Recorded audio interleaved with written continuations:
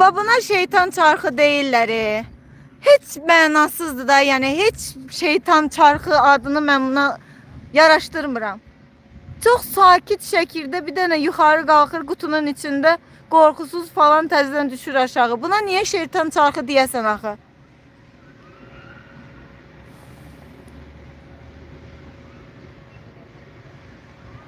Deməyin öyle, deməyin öyle.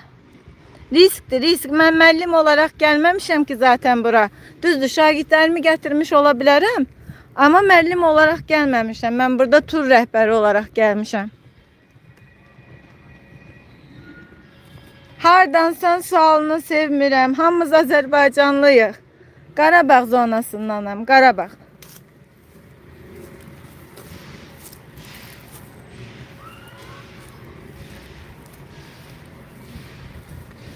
Siz Allah deyin görün bunun nəyi qorxuludur?